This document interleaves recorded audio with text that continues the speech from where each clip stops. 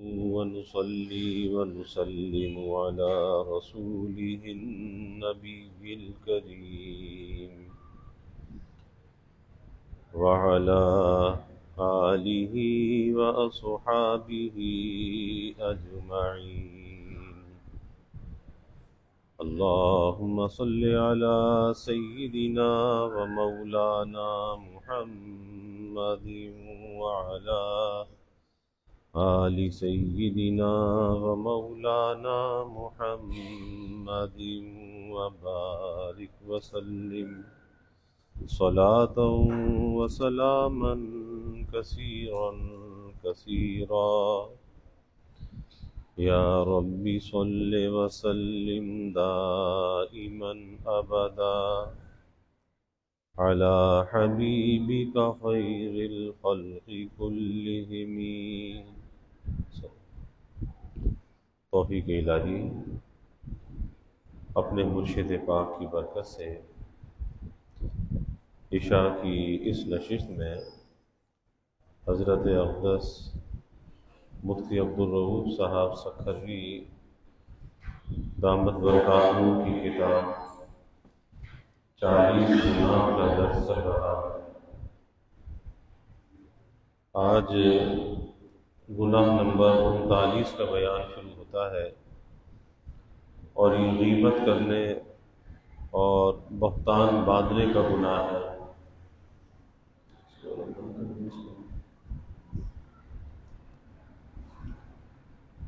آج اگر ہم اپنے معاشرے میں دیکھتے ہیں تو غیبت کا جو گناہ ہے یہ ہمارے معاشرے میں عام ہو چلا ہے.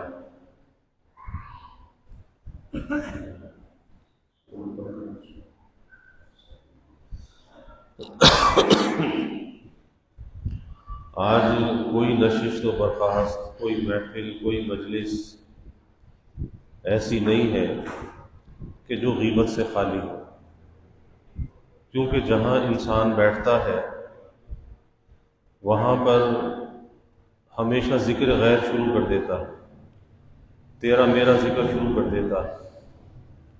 اور یہ تیرا میرا جو ذکر ہے اس میں انسان کے نفس کو مزہ آتا ہے، نفس کو لذت حاصل ہوتی ہے، لیکن انسان یہ نہیں سوچتا کہ اللہ نے اس کام کے کرنے سے منع کیا ہے.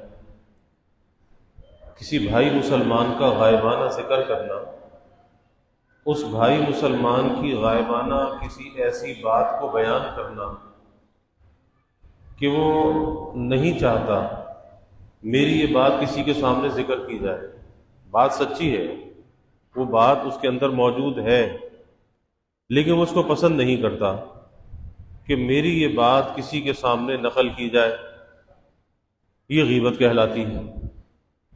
اور آج کے زمانے میں چاہے وہ ملاقات ہو، چاہے وہ کوئی میسیجنگ ہو، چاہے وہ فون پر کوئی کال ہو، جب انسان کسی سے بات کرتا ہے تو اصل بات تو بہت مختصر ہوتی ہے. کسی کی خیریت کو پوچھنا ہے، خیریت لینی ہے، خیریت دینی ہے، بس آدھے 1 منٹ کی بات ہے، لیکن آدھا گھنٹہ باتیں کرتے کرتے گزر جاتا ہے. خواتین باتیں کرتی ہیں، آدھا گھنٹہ، 1 گھنٹہ بات کرتے ہوئے گزر جاتا ہے.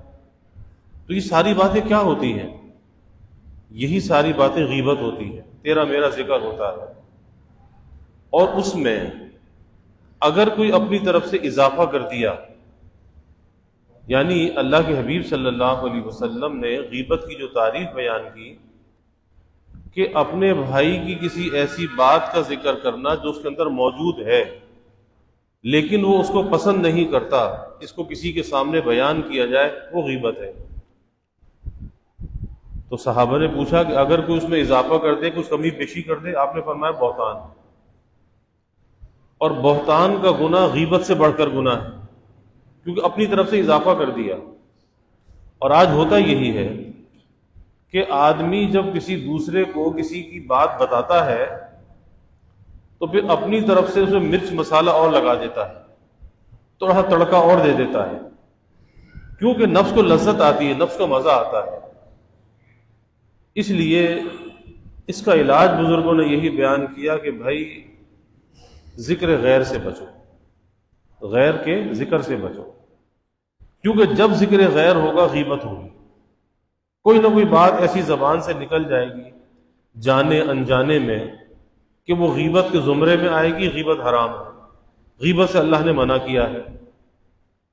تو یہاں پر فرماتے ہیں کہ انسان کے پیٹھ پیچھے اس کا ایسا تذکرہ کرنا کہ اگر اسے معلوم ہو تو اسے برا لگے، بھئی میری یہ بات کیوں کہیں نقل کی جا رہی ہے، میں اس بات کو پسند نہیں کرتا، یہ غیبت ہے۔ اور اگر وہ عیب اور خرابی اس کے اندر نہ ہو جو بیان کی جا رہی ہے تو وہ بہتان ہے۔ غیبت اور بہتان دونوں ہی ناجائز اور کبیرہ گناہ ہے، کبیرہ گناہوں میں سے بڑے بڑے گناہ، یعنی جو بغیر توبہ کے معاف نہیں ہوتے۔ اور غیبت تو ایسا گناہ ہے کہ جہاں انسان اس میں حق اللہ کو فوت کرتا ہے، اللہ کے حق کو ضائع کرتا ہے۔ اللہ نے منع کیا وَلَا يَغْتَبْ بَعْضُكُمْ بَعْضًا، ایک دوسرے کی غیبت نہ کرو، تو اس نے غیبت کی، اللہ کے حق کو ضائع کر دیا۔ پھر اسی طرح سے اپنے اس بھائی مسلمان کے حق کو بھی ضائع کیا کہ اس کی آبرو پر اس نے حملہ کیا۔ تو یہ غیبت ایسا گناہ ہے کہ جب تک اس بھائی مسلمان سے معافی نہ مانگے اس وقت تک یہ گناہ معاف نہیں ہوتا۔ اب اس سے معافی مانگنے کی صورت یہ ہے کہ اگر اس کے علم میں وہ بات نہیں ہے کہ اس نے کیا بات کہی ہے اس کے بارے میں، تو ایک عام سے انداز میں معافی مانگ لے کہ بھئی اللہ کی رضا کے لیے مجھے میرا کوئی کہا سنا ہو تو معاف کر دینا، کبھی بھولے میں کوئی بات زبان سے نکل گئی ہو تو معاف کر دینا۔ لیکن اگر اسے پتہ چل گیا کہ اس نے میری غیبت کی ہے تو پھر اس سے معافی مانگنی پڑے گی کہ مجھ سے آپ کی غیبت ہو گئی، اللہ کے لیے مجھے معاف کر دو، کیونکہ یہاں پر بندے کا حق بھی ضائع کر رہا ہے، اللہ کا حق بھی ضائع کر رہا ہے۔ اور اگر اللہ سے تو معافی مانگ لی لیکن بندے سے معافی نہ مانگی تو اللہ کی معافی بھی مشروط ہے جب تک بندہ معاف نہ کرے، کیونکہ حدیث شریف میں آتا ہے کہ قیامت کے دن انسان کے جو اعمال کے رجسٹر ہوں گے، ایک میں تو اس کی نیکیاں لکھی ہوں گی، ایک میں جو حق اللہ ہے اور حقوق العباد اس کے الگ الگ رجسٹر ہوں گے۔ تو جو اللہ کے حق کو اس نے ضائع کیا ہوگا اس میں تو اللہ تعالیٰ کو اختیار ہوگا کہ اللہ تعالیٰ چاہے سزا دے چاہے معاف کر دے، اللہ کو اختیار ہوگا، کیونکہ اللہ کا حق ضائع کیا ہے۔ نماز کس کا حق ہے؟ اللہ کا حق ہے۔ روزہ کس کا حق ہے؟ اللہ کا ہے۔ زکوٰۃ کس کا حق ہے؟ اللہ کا ہے۔ حج کس کا حق ہے؟ اللہ کا ہے۔ تو وہ حقوق جو اللہ کے ہیں اس میں اگر کوتاہی ہوئی تو اس میں اللہ تعالیٰ کو اختیار ہے، چاہے سزا دے چاہے معاف کر دے، لیکن بندوں کے حقوق کا رجسٹر الگ ہوگا اور بندوں کے حقوق وہاں پر دلوائے جائیں گے، اس کی معافی نہیں ہوگی، وہ حق دلوایا جائے گا یا وہ بندہ معاف کر دے۔ اسی لیے آتا ہے کہ بھئی اگر دنیا میں کسی سے کوئی زیادتی کی ہے، کسی کا حق ضائع کیا ہے، تو آج دنیا کے اندر معافی مانگ لے، آج دنیا میں اپنی انا کا پجاری نہ بنے کہ جی بس میری انا اتنی بڑی ہے میں کسی سے معافی کیوں مانگوں، نہیں، پھر کل کا دن بڑی رسوائی کا دن ہوگا، وہ قیامت کا دن بڑی رسوائی کا دن ہوگا۔ اس سے بہتر ہے کہ آج چھوٹی رسوائی کو برداشت کر لے، آج اپنے بھائی سے معافی مانگ لے، تو اللہ بھی معاف نہیں کرے گا جب تک کہ وہ بندہ معاف نہ کرے، کیونکہ بندے کا حق ضائع کیا ہے نا۔ اسی لیے حدیث میں آتا ہے، آپ نے فرمایا کہ بھئی آپ جانتے مفلس کسے کہتے ہیں؟ مفلس، کہا جی مفلس تو وہی ہے جس کے پاس کچھ بھی نہ ہو، غریب ہو، مخلوق الحال ہو، وہ مفلس ہے؟ فرمایا نہیں، میری امت کا مفلس شخص وہ ہے کہ جو قیامت کے دن آئے گا بہت سی نیکیاں لے کر آئے گا، اسے نمازیں بھی پڑھی ہوں گی، روزے بھی رکھے ہوں گے، صدقہ خیرات بھی کیا ہوگا، حج اور عمرے بھی کیے ہوں گے، نیکیاں لے کر آئے گا، لیکن اس کے ساتھ ساتھ لوگوں کے حقوق کو ضائع کیا ہوگا، کسی کا جانی حق ہوگا، کسی کا مالی حق ہوگا، کسی کو زبان سے اذیت پہنچائی ہوگی، اللہ کی مخلوق کے حق کو ضائع کیا ہوگا۔ اور وہ عدالت کس کی ہوگی؟ اللہ رب العزت کی عدالت ہوگی، اور وہ اہل حقوق اپنے حق کا مطالبہ لے کر اللہ کی عدالت میں کھڑے ہوں گے، اور یہ سامنے کھڑا ہوگا کہ جی اس نے ہمارا حق ضائع کیا ہے۔ اب وہاں پر دینے کے لیے کیا ہوگا؟ یہ دنیا کا جو مال و دولت ہے، ساز و سامان ہے، یہ تو سب یہیں رہ جاتا ہے نا۔ وہاں تو جانے والی ایک ہی چیز ہے، یا تو انسان کی اچھائی اس کے ساتھ جاتی ہے، برائی اس کے ساتھ جاتی ہے، نیکی بھی ساتھ جاتی ہے، گناہ بھی ساتھ جاتا ہے۔ باقی جو مال و دولت، زمین جائیداد، سب یہیں رہ جاتا ہے۔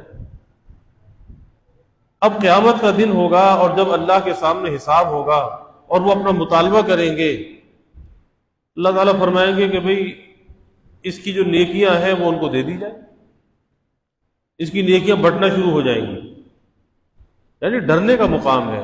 آج لوگ بڑی دیدہ دلیری کے ساتھ دوسرے کے حق کو ضائع کر لیتے ہیں، کسی کی چیز اٹھا لی، کسی کا حق مار لیا، کسی کی زمین پہ قبضہ کر لیا، کسی سے قرض لے کے واپس نہ کیا، اور کوئی خوف خدا بھی نہیں ہے کہ بعد مرنے کے انجام کیا ہوگا۔ کہ آج دنیا میں اگر 5 پیسے کیا حیثیت ہے 5 پیسے کی؟ 5 پیسے اگر کسی کے رہ گئے، 5 پیسے، 700 نمازیں وہاں پر دینی پڑیں گی، اس کے بدلے 700 نمازیں 5 پیسے کے بدلے۔ آسان کام نہیں ہے۔ اس لیے دنیا کا معاملہ دنیا میں صاف کرنا چاہیے، یہ نہیں کہ جس کا جو لے لیا، کھا لیا، پی لیا، ہضم کر لیا، بھول گئے۔ نہیں، حساب دینا پڑے گا، ذرے ذرے کا حساب ہوگا۔ اب اللہ تعالیٰ فرمائیں گے اس کی نیکیاں بانٹ دو، نیکیاں بڑھنا شروع ہو جائیں گی، یہاں تک کہ نیکیاں بڑھتے بڑھتے نیکیاں ختم ہو جائیں گی، نیکیاں ختم ہو جائیں گی، لیکن وہ اہل حقوق باقی ہوں گے، جن کے حق ہیں وہ باقی ہوں گے، نیکیاں ختم ہو جائیں گی۔ فرشتے کہیں گے یا اللہ کیا کریں، اس کی تو نیکیاں بھی ختم ہو گئی، لیکن وہ حق اہل حقوق تو اب بھی کھڑے ہیں۔ اللہ تعالیٰ فرمائیں گے ان کے گناہ اس کے اوپر ڈال دو، ان کے گناہ اس کے اوپر ڈال دو۔ اللہ کے حبیب صلی اللہ علیہ وسلم نے فرمایا کہ یہ میری امت کا مفلس شخص ہے، یہ میری امت کا مفلس آدمی ہے کہ میدان حشر میں آیا تھا نیکیاں لے کر، بہت سا نیکیوں کا ذخیرہ تھا، لیکن چونکہ دنیا میں لوگوں کے حقوق کو ضائع کر کے آیا تھا، آج اس حالت میں کھڑا ہے کہ دوسروں کے گناہوں کا بوجھ اس کے سر کے اوپر ہے۔ اسی لیے کہا جاتا ہے کہ حقوق اللہ سے زیادہ، اللہ کے حقوق سے زیادہ اگر نازک معاملہ ہے وہ لوگوں کے حقوق کا ہے، وہ مخلوق کے حق کا ہے، وہ لوگوں کے حق کا ہے،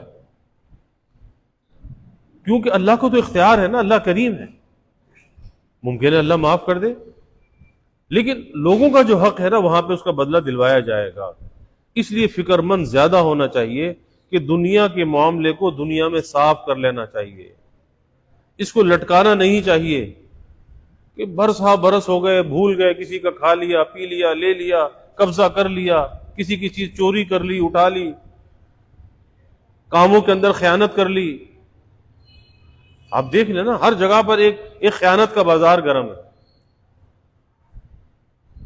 کوئی بجلی چوری کر رہا ہے، پوچھو بھائی اس بوجھ کو ادا کیسے کرے گا؟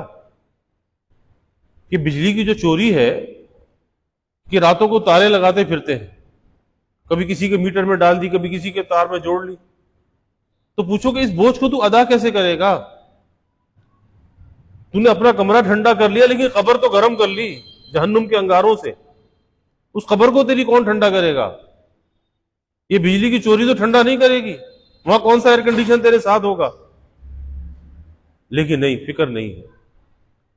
اور پھر یاد رکھیے کہ ایک چوری تو وہ ہے، ایک خیانت تو وہ ہے، ایک انسان کے ساتھ کوئی خیانت کر لے اسے معافی مانگ سکتا ہے، لیکن جو سرکاری وسائل ہیں وہ تو پوری قوم کی امانت ہے، وہ کسی ایک آدمی کی ملکیت نہیں ہے، پوری قوم کی امانت ہے۔ اس کے اندر جو خیانت کرنے والا ہے، چوری کرنے والا ہے، وہ تو پوری قوم کا مجرم ہے، کس سے معافی مانگے گا؟ کیسے اس کے حق کو ادا کرے گا؟ اچھے لوگ ہیں، نمازی ہیں، سب کچھ ہیں، لیکن بجلی چوری کرتے ہیں، ایئر کنڈیشن چوری کا چلاتے ہیں. ارے بھائی اللہ نے وسائل دیے، بجلی کا بل بھرو، نہیں ہے تو ایئر کنڈیشن مت چلاؤ، لیکن اپنی قبر کو تو بچاؤ. کتنے دن کا یہ عیش ہے، کتنے دن کا عیش ہے. انجام کیا ہے؟ انجام قبر کا گڑھا ہے. اور وہ قبر کا گڑھا اللہ کے حبیب صلی اللہ علیہ وسلم نے فرمایا کہ وہ جنت کے باغوں میں سے باغ بھی ہے اور دوزخ کے گڑھوں میں سے گڑھا بھی ہے. یہ اچھا سلوک بھی کرتا ہے، یہ برا سلوک بھی کرتا ہے. ہم تو سمجھتے ہیں کہ یہ زمین ہے، یہ زمین تو کوئی مردار سی چیز ہے، اس کا کیا ہے؟ نہیں، زمین زندہ ہے، یہ زندہ ہے. ہمارے نزدیک مردہ ہے، اللہ کے نزدیک زندہ ہے. تو اس لیے ڈرنے کا مقام ہے کہ کسی کی غیبت کی، کسی پر بہتان، اور یہ غیبت اور بہتان ناجائز بھی ہے اور گناہ کبیرہ بھی ہے، گناہ کبیرہ بھی ہے. اور یہ گناہ اس لحاظ سے زیادہ خطرناک ہے کہ ان کا تعلق حقوق العباد سے ہے. میں کر رہا ہوں نا، حقوق العباد، بندوں کے حقوق. آج لوگ عبادت کا اہتمام تو کر لیتے ہیں، نماز، روزہ، عبادت، اس کا اہتمام تو کر لیتے ہیں، لیکن اہتمام نہیں کرتے، حقوق کی ادائیگی کا نہیں کرتے، جو کہ بڑا اہم معاملہ ہے، بڑا اہم معاملہ ہے. اللہ کے حبیب صلی اللہ علیہ وسلم دنیا سے پردہ فرما رہے ہیں، آخری وقت ہے، اور اس آخری وقت میں بھی نصیحت کیا فرما رہے ہیں؟ ارے عورتوں اور غلاموں کے حقوق کے بارے میں اللہ سے ڈرتے رہنا، یعنی لوگوں کے حقوق کا خیال کرنا، عورتوں کے حقوق کا خیال کرنا، جو تمہارے ماتحت غلام ہیں، باندیاں ہیں، ان کا تم خیال کرنا، یعنی کسی کے حق کو ضائع نہ کرنا. اور آج سب سے زیادہ یہی بلا ہے کہ لوگوں حقوق کا لوگ خیال نہیں کرتے. باقی عبادت تو کر لیتے ہیں، عبادت بھی، تلاوت بھی، تسبیح بھی، ذکر بھی، سب کچھ ہو جاتا ہے، لیکن حقوق جو ہے وہ پامال ہو رہے ہیں. یاد رکھیے کہ حقوق کا حساب دینا ہوگا. تو ہمارے کہ اس کا تعلق کس چیز سے ہے؟ حقوق العباد سے اس کا تعلق ہے. اور یہ گناہ اس وقت تک معاف نہیں ہوتا جب تک کہ وہ شخص معاف نہ کرے جس کی غیبت کی ہے. کس کس سے معافی مانگے گا؟ زندگی میں کتنی غیبتیں کر دی، کس کس سے معافی مانگے گا؟ وہ ایک واقعہ آتا ہے کتابوں میں کہ ایک بوڑھی عورت تھی، تو ایک اللہ والوں کے پاس آئی اور آ کر کہا کہ جی میرا ایک مسئلہ آپ حل کر دیں. مجھے کیا مسئلہ ہے؟ کہا جی میں نے زندگی میں غیبتیں بہت کی، اب قبر کی منزل قریب ہے، ڈر لگتا ہے، تو مجھے کوئی ایسی کوئی ترکیب بتا دیں کہ یہ غیبت کا گناہ معاف ہو جائے. اللہ والے بڑے حکیم ہوتے ہیں، حکمت کے ساتھ بات کرتے ہیں. انہوں نے فرمایا کہ اچھا میں تجھے ترکیب بتاتا ہوں، لیکن پہلے تم میرا ایک کام کرو. میرا کام یہ کرو کہ ایک زندہ مرغی دی اور کہا کہ اس راستے پہ جاؤ اور اس کے پر جو ہے وہ نوچ کر، پر نوچتی جاؤ، پر گراتی چلی جاؤ، اور جب سارے پر اس کے ختم ہو جائے تو واپس آ جاؤ. اس نے کہا بہت اچھا. وہ گئی، راستے میں پر اس کی نوچتی رہی، مرغی کے پر پھینکتی رہی، چلتی رہی، جب پر ختم ہو گئے واپس آ گئی. کہا جی حضرت جی میں نے تو آپ کا کام کر دیا، اب آپ میرا کام کریں. انہوں نے کہا نہیں، ایک کام اور کرو.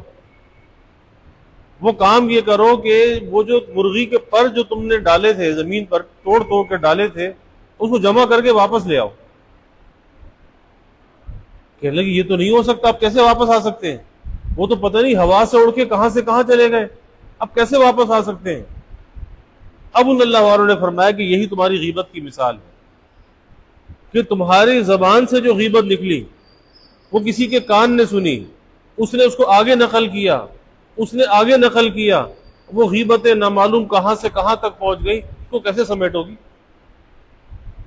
کہ ایک مرغی کے بکھرے ہوئے پر نہیں سمیٹے جا سکتے، تو غیبتوں کو کیسے سمیٹا جائے گا؟ بس ایک ہی حل ہے، اللہ سے استغفار کرو. یعنی انسان اگر سوچے زندگی میں کس کس کی غیبت کی ہے اور غیبت کرتا ہی چلا جا رہا ہے، لیکن توبہ کا خیال نہ دارت، کوئی خیال نہیں ہے کہ توبہ کر لیں، کچھ معاملہ صاف کر لیں. تو یہ گناہ اس وقت تک معاف نہیں ہوتا جب تک کہ جس شخص کی غیبت کی ہے وہ شخص معاف نہ کرے، یا جس پر بہتان باندھا ہے وہ معاف نہ کرے، اس وقت تک یہ گناہ معاف نہیں ہوتا۔ جبکہ جس کی غیبت کی گئی ہو اس کو غیبت کا علم ہو جائے، وہی جیسے میں نے ابتدا میں عرض کیا کہ اگر اس کو غیبت کا علم ہو گیا ہے تو پھر تو اس سے اس غیبت کی معافی مانگنا ضروری ہے کہ بھائی مجھ سے غیبت ہو گئی، اور اگر اس کو علم نہیں ہے تو پھر سرسری انداز میں معافی مانگ لی جائے، بھائی میرا کہا سنا معاف کرنا، کبھی کوئی زبان سے بات نکل گئی ہو تو معاف کرنا۔ قرآن کریم میں اور احادیث طیبہ میں اس غیبت پر سخت وعیدیں آئی ہیں۔ قرآن کریم میں اس گناہ کی شدت بیان کرنے کے لیے ایسے الفاظ استعمال کیے گئے کہ شاید کسی اور گناہ کے لیے ایسے الفاظ استعمال نہیں کیے گئے جو غیبت کے لیے استعمال کیے گئے۔ اللہ نے کیا کہا وَلَا يَغْتَبْ بَعْضُكُمْ بَعْضًا أَيُحِبُّ أَحَدُكُمْ أَن يَأْكُلَ لَحْمَ أَخِيهِ مَيْتًا فَكَرِهْتُمُوهُ۔ اللہ تعالیٰ فرما رہے ہیں کہ ایک دوسرے کی غیبت نہ کیا کرو، ایک دوسرے کی غیبت نہ کیا کرو۔ کیا تم میں سے کوئی یہ پسند کرے گا کہ اپنے مرے ہوئے بھائی کا گوشت کھائے؟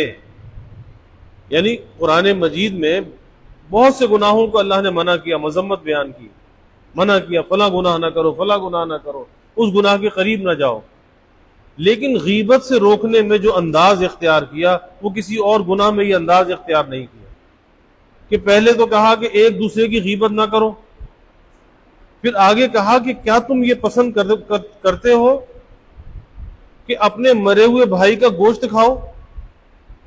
جب تم اس بات سے نفرت کرتے ہو، تمہیں یہ بات پسند نہیں ہے کہ بھائی کا گوشت اور وہی مرے ہوئے بھائی کا گوشت کون کھا سکتا ہے، تو تم اس بات سے نفرت کرتے ہو، اس لیے غیبت سے بھی تمہیں ایسی ہی نفرت کرنا چاہیے اور غیبت سے ایسے ہی بچنا چاہیے جیسے مردار بھائی کے گوشت کھانے کو کوئی گوارا نہیں کرتا، اسی طرح بھائی غیبت کو بھی گوارا نہیں کرنا چاہیے۔ آگے پھر اس کی کچھ تفصیلات ہیں، اور پھر احادیث مبارکہ میں رسول اللہ صلی اللہ علیہ وسلم نے اس کی مذمت کو بیان کیا ہے۔ اس لیے اپنے بارے میں کسی خوش فہمی کا شکار نہیں ہونا چاہیے، کیونکہ آج ہوتا کیا ہے کہ انسان کا جو نفس ہے اسے اپنا معتقد بناتا ہے، اور اس کا نفس اس سے کہتا ہے کہ تو فرشتہ ہے، تیرے اندر تو کوئی خرابی ہے ہی نہیں، تیرا تو ہر کام بالکل صحیح ہے، بالکل پرفیکٹ ہے، کوئی مسئلہ نہیں ہے۔ جبکہ حقیقت یہ ہے کہ انسان بہت سی خرابیوں کا مجموعہ ہوتا ہے، عادات کے اعتبار سے، اخلاق کے اعتبار سے، معاملات کے اعتبار سے، معاشرت کے اعتبار سے، اپنی گفتار کے اعتبار سے بہت سی خرابیاں اس کے اندر ہیں، لیکن نظر کیوں نہیں آتی؟ نظر اس لیے نہیں آتی کہ اس کے بارے میں سوچتا نہیں ہے، بس ایک اعتقاد اپنے بارے میں یہ قائم کر لیا، اعتقاد یہ بٹھا لیا کہ بس تو فرشتہ ہے، تیرا سا تو کوئی بھی دنیا کے اندر نہیں ہے، وہ سب سے اچھا تو ہی ہے، تو ڈائمنڈ ہے، ہیرا ہے۔ یہ دھوکہ ہے، اس دھوکے سے اپنے آپ کو نکالنا چاہیے، اور ہمیشہ بجائے اپنی خوبیوں کے اپنی خامیوں پر نظر رکھنی چاہیے کہ بھئی میرے اندر کیا کیا خامی ہے، کیا کیا کمی ہے، کیا کیا کوتاہی میرے اندر ہے، اس پر نظر کر کے اس کو درست کرنا چاہیے۔ اور جب تک انسان اپنی خامیوں کو درست نہیں کرتا، اپنی خامیاں اندر سے نہیں نکالتا، اس وقت تک اچھا انسان بھی نہیں بنتا، اچھا مسلمان بھی نہیں بنتا، جب تک کہ اندر کی خرابیوں کو دور نہ کرے۔ اللہ تعالیٰ ہمیں اس کا فکر عطا فرمائے۔ وآخر دعوانا الحمدللہ۔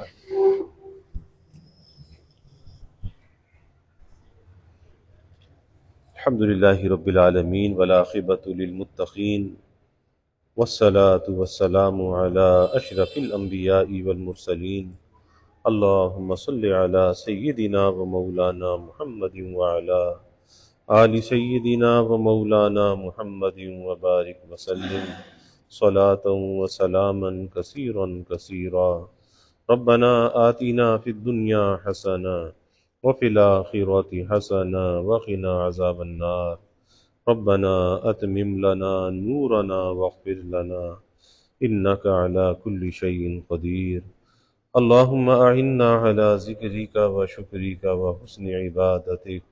اللهم إنا نستعينك على طاعتك.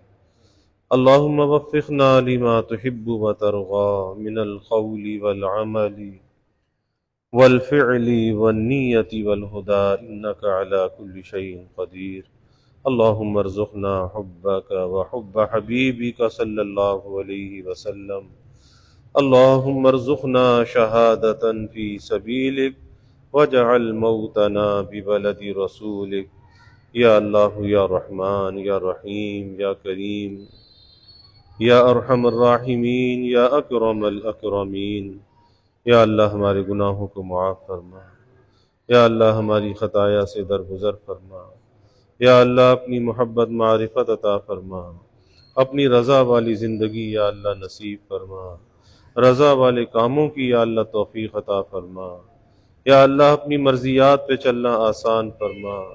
نامرضیات سے یا اللہ ہماری حفاظت فرما.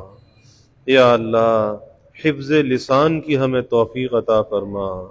یا اللہ احتیاط فی الکلام کی ہمیں توفیق عطا فرما. یا اللہ سوچ کر بولنے کا عادی بنا. یا اللہ جھوٹ سے، غیبت سے، الزام سے، بہتان سے یا اللہ ہماری حفاظت فرما. اپنے بھائی مسلمانوں کا اکرام کرنے والا بنا. اے اللہ بھائی مسلمانوں کی ستاری کرنے والا بنا. یا اللہ بھائی مسلمانوں سے حسن ظن رکھنے والا بنا. یا اللہ اپنے نفس سے سوء ظن رکھنے والا بنا دے. خلق خدا سے نیک گمان رکھنے والا بنا دے. یا اللہ ہمارے دلوں کی حفاظت فرما. ہماری زبانوں کی حفاظت فرما. ہماری نظروں کی حفاظت فرما. خیانت سے یا اللہ ہماری حفاظت فرما. یا اللہ ادائے حقوق کی توفیق عطا فرما. حفظ حدود کی یا اللہ توفیق عطا فرما. یا اللہ تیری مخلوق کے حق میں یا اللہ ہم سے اگر کوئی کوتاہی ہوئی، اے اللہ یقیناً ہوئی ہے، اس کی تلافی کا ہمیں فکر عطا فرما. مرنے سے پہلے یا اللہ سب کے حقوق کو ادا کرا دے. یا اللہ آخرت کے بوجھ سے بچا لے. قبر کے بوجھ سے یا اللہ بچا لے. یا اللہ ہر قسمی ترقیات عطا فرما. سب کے علم و عمل میں برکت عطا فرما. رزق میں برکت عطا فرما. کسی کو مخلوق کا محتاج نہ بنا. ہمیشہ اپنے در کا سائل اور بھکاری بنا. اپنے در کا منگتا اور سوالی بنا. اپنے غیر سے ہماری امیدوں کو قطع فرما. اپنی ذات عالی کا یقین ہمارے دلوں میں پیدا فرما.